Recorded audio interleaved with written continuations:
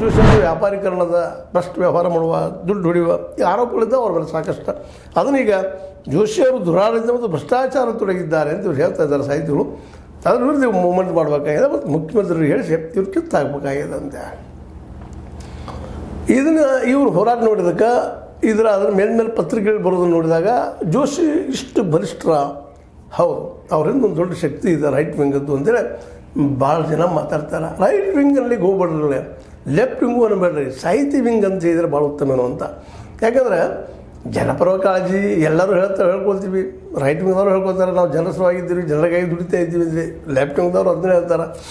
ಆದರೆ ಇವ್ರನ್ನ ಆಳದ ಬಂದ ನಂತರ ಅವ್ರು ಏನು ಆಗ್ತಾರೆ ಅನ್ನೋದು ಭಾಳ ಮಹತ್ವದ. ಹಾಗೆ ಮಹೇಶ್ ಜೋಶಿಗೆ ಬಂದ ಮೇಲೆ ಏನೇನು ಮಾಡಿದರು ಅಂತ ಈಗಾಗಲೇ 2 ಸಲ ಅದಕ್ಕೆ ಬಯಲಾಗಿ ತಿದ್ದುಪಡಿತಿದ್ದಾರೆ. ಈಗ 3ನೇ ಸಲ ಒಂದು ಮಾಡಿಬಿಟ್ನಪ್ಪ ಅಂದ್ರೆ ನನ್ನನ್ನು ಯಾರೂ ಅಲ್ಲಾಡಿಸೋದಿಲ್ಲ ಅಂತ ಅವರು ಫಿಕ್ಸ್ ಮಾಡಿಕೊಂಡು ಆ ದಿಶೆಯಲ್ಲಿ ಏನೋ ಒಂದು ಮೀಟಿಂಗ್ ಮಾಡಲಿಕ್ಕೆ ನೋಡಿದರು.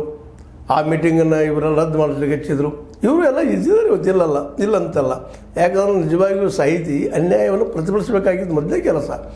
ಹೌದು, ಮೊದಲೇನೋ ಇತ್ತು, ರಾಜರ ಒಂದು ಆಶ್ರಯದಲ್ಲೇ ಮತ್ತಾರ್ದು ಆಶ್ರಯದಲ್ಲೇ ಇರ್ತಿದ್ರು ಸಾಹಿತಿಗಳು.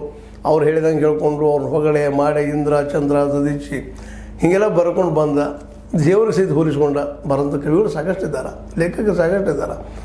ತಮಗೆ ಯಾರು ಪೋಷಿಸ್ತಾರೋ ಅವ್ರ ಪರವಾಗಿ ಒಂದಿಷ್ಟು ಬರೆಯುವಂಥ ಚಟ ನಮ್ಮಲ್ಲಿ ಅದ ಕವಿಗಳಲ್ಲಿ, ಸಾಹಿತಿಗಳಲ್ಲಿ.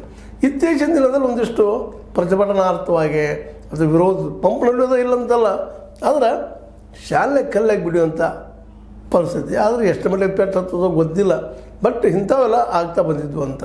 ಅದಕ್ಕಾಗಿ ನಮ್ಮಲ್ಲಿ ವಿಶೇಷವಾಗಿ 12ನೇ ಶತಮಾನದೊಂದು ಬಸವಾದಿ ಶರಣರ ಕ್ರಾಂತಿ ಬಿಟ್ಟರೆ ಬದಲಾವಣೆಗೆ ಒಂದು